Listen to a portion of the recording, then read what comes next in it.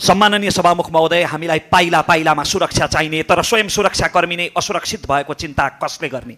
24 घण्टा दिनरात ज्यानको जोखिम लिएर लेफ्ट राइट गर्दा पनि तलबले जान पाल्न पुग्दैन। 15 वर्षसम्म प्रमोसन हुँदैन, मान्छे डिप्रेसनमा जाँदैन। अहिले नेपाल प्रहरी र सशस्त्र प्रहरीका जवानहरूले धेरै ठुलो कुरा केही मागेको होइन। 16 वर्ष राज्यको सेवा गरेपछि त घर जान देऊ न, बरु पेन्सन 20 वर्षमा देऊ, 4 वर्ष अन्त दुःख गर्छौँ, आफ्नो परिवारलाई सुरक्षित गर्छौँ भनेर यति माग्दा पनि राज्यको कान जो यतिका वर्षसम्म बिरामी भइरहेको छ, म गम्भीर ध्यानाकर्षण सभामुख महोदय मार्फत गराउन चाहन्छु। खास गरी गृह मन्त्रालयको राष्ट्र सेवक पनि मान्छे हुन्, उत्प्रेरणा उनलाई पनि चाहिन्छ। धन्यवाद। माननीय सदस्य रविन्द्र पटेल।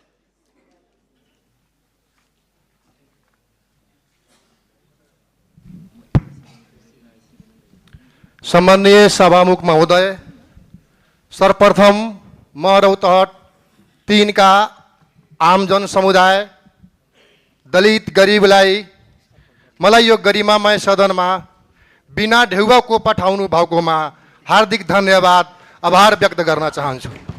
समय छोटो छ, त्यसैले मधेसमा मलको हाहाकार छ र मेरो क्षेत्रमा चापाकल सुकिरहेको छ, खाने पानीको अभाव छ र अर्को कुरो, श्रीराम सुगर मिल्स मोहम्मदपुर गौरा 10 वर्षदेखि बन्द छ।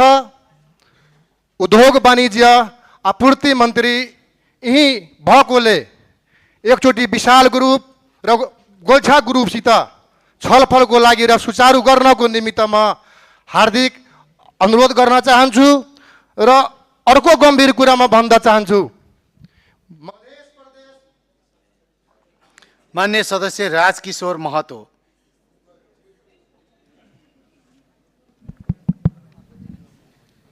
सम्माननीय सभामुख महोदय, आधुनिक विकाससँगै सडकको चौडाइहरू बढ्दै गइरहेको अवस्थामा सडक दुर्घटनाको सङ्ख्यामा वृद्धि भएको देखिन्छ। यस अवस्थामा मध्य प्रदेशको बीच भागमा तथा राजधानी भएको धनुषा जिल्लाको मिथिला नपामा ट्रमा सेन्टर निर्माण अति आवश्यक देखिएको छ।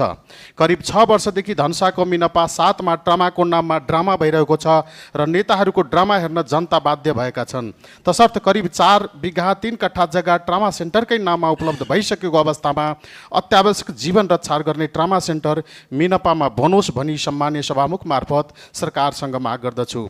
देश र मध्य प्रदेशको गौरव तथा राष्ट्रिय अन्तर्राष्ट्रिय स्तरमा पहिचान दिलाउने योजना श्री राम जानकी बहुउद्देश्य रङ्गशाला आश लाग्दो सरकारको भरोसामा आफ्नो स्वरूप फेरिन्छ कि भनेर पर्खेर बसिरहेका छन्। तसर्थ उक्त रङ्गशाला निर्माणको